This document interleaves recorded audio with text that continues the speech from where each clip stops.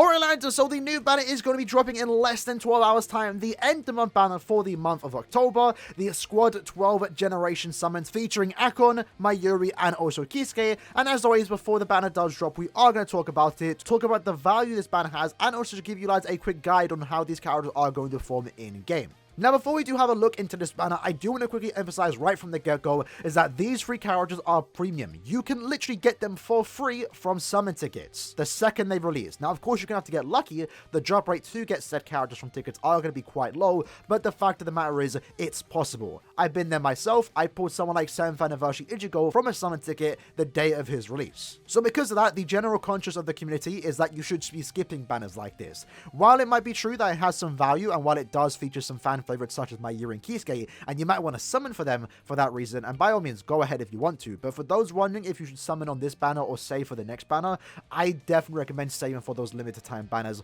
which is usually what happens at the end of every single month. We were lucky in this situation. A lot of people, myself included, were still pulling for the 1000 Year Blood with Ichigo, Chad, and Uryu, and I would literally had no orbs to summon on this banner, and I would have had to skip it. So I'm actually very grateful to a certain extent that they did decide to not give us a limited time hype banner, instead threw us a lifeline to a certain extent, allowing us to save for another month for those limited time characters. So like I said, while the banner is great, while these characters are good and worth summoning for, now maybe isn't really the time to summon for them. It's best to wait for them to appear later on as fillers, or potentially get them from summon tickets. And if you do get them from tickets, you're going to be happy to have them because they are great, so let's talk about it. So firstly, we're going to start off talking about Mayuri. Now the best way to describe Mayuri is a general great PvE character that can be used in a lot of different content, namely Guild Quest and also Arena. And that's due to his killer and also competition, because Mayuri is a melee strong attack character with the Espada kill ability. So realistically, his only competition when it comes to a main leading Guild Quest is 1000 Year Blood with Rukia.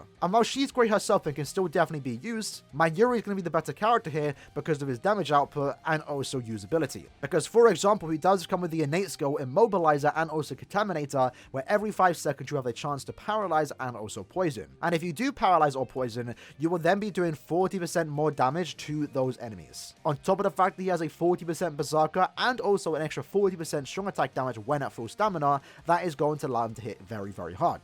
And it gets even better because when you do inflict a Stasman, which again he has a 12% chance to inflict a Stasman on any given enemy on your screen every 5 seconds, he then gets an 80% stat boost to his spiritual pressure stat. So this character is going to be hitting very hard, and the fact that he has Frenzy +1 to go alongside that, with some good strong attacks, he's going to be a very good lead for the melee Guild Quest week. There's a very good chance you're going to paralyze the enemies, increasing your damage output, and also allowing your 2 side characters to also do more damage to those paralyzed enemies. And given the fact that he has guard break and also hit enemies, he's pretty much great to be used in normal PvE content. And it gets even better because this character can also be used in Arena, as he was given the start power item +2 at level 2, poise at level 5, and also frenzy +1 at Arena level 10, therefore taking his frenzy to frenzy +2 in Arena. He also gets extra recharge time, so this character is great in my opinion. Like I mentioned, he's going to have a lot of usability. Use him in Guild Quest. Currently, I think he's the best lead for the Media Spada Week of Guild Quest. He's going to be pretty good to use in Arena, and again, you can just use him in normal PvE content. So overall, Mayuri's great. He's a good character in my opinion. The next character is Kisuke, who I would best describe as a pretty good epic raid character,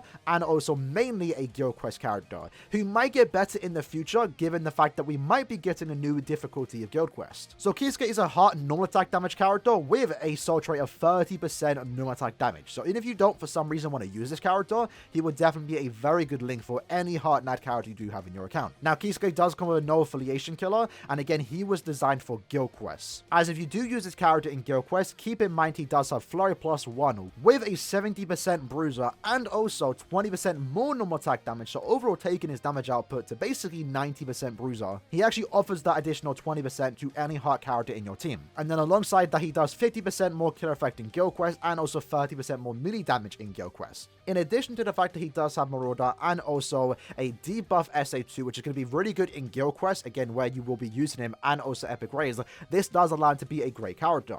Now the reason why I did mention that he might get better in the future is because he does have a weakened duration innate skill. And usually characters like this that are designed for Guild Quest, they always come with an immunity to the stats that we will see on the floor. In this case, since he wants to be used in the melee no affiliation guild quest, he should have been immune to burn. But instead, they chose to make it so he's immune to weakening, and this has happened a few times, namely the Lunar New Year's version of Rukia, where she isn't immune to the stat element she should be immune to. And this has brought up a lot of theories and questioning that they might be setting up for a harder difficulty of guild quests, where this character will excel in, and also maybe the status element on the floor will also change to maybe something like weakened duration, where he would then be the most optimal character for that guild quest. But regardless of that, this character is still great, going to be a great character used in guild quests, doing a lot of damage for those that are maybe struggling in the melee no affiliation wicked guild quest. Pair him up with Safri Soifon, they're going to be a great duo alongside your main leading guild quests. He's also going to be doing a lot of damage in the Awakened Juha epic grade, and will be a decent character used in Sankamon or PvE content since he was given guard break. And then our last character is going to be the new first time playable, for the most part, Akon.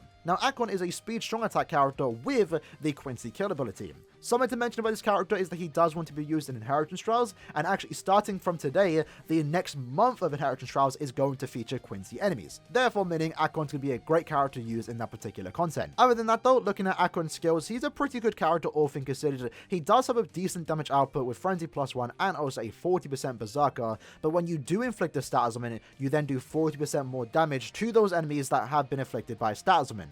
And the great thing about that, just like Mayuri, he does share it for your entire team. So if you are playing with a group of speed characters, you will be allowing everyone to do 40% more damage to any enemy that is inflicted by a status element. To go alongside that, he has a very easy time inflicting status elements, since he does have the skill Increase Status Element chance against power attribute enemies, making him a very good character for Inheritance Trials, as you do want to be inflicting status elements to clear the content faster.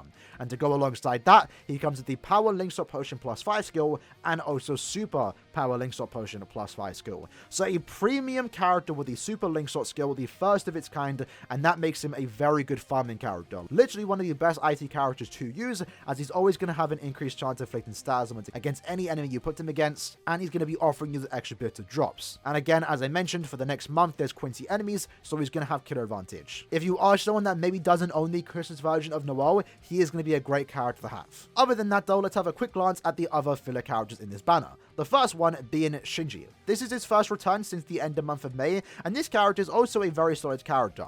The great thing about him is that he is a boost character with a self-surrounding vortex that is designed to be used in guild quests, and since he does have Marauder, you can technically use him in any guild quest you want to. He does come with the booster skill, so he is increasing your team's attack, focus, and defense by 43%, which makes him a usable character in a guild quest where he doesn't even have kill on, since he is providing your team with those extra bit of stats and also crowd control. He does have guard break and long reach, very similar to the newly released Kisuke, so you can use him in normal PvE content, can use him in epic raids, and also can use him in guild quests. So overall, just a very solid character and someone that I hope to actually pick up sometime in the future. Halibo is best described as an arena character. She does also have a Quincy killer, which isn't really ideal, and her damage output isn't anything too high, but she has a great set of strong attacks and does get better in arena. If you are a Halibo fan and you do like playing arena, she's going to be probably your best character to get here. But Yakuya, another normal attack damaging character, this time a mind character with the Soripa killer.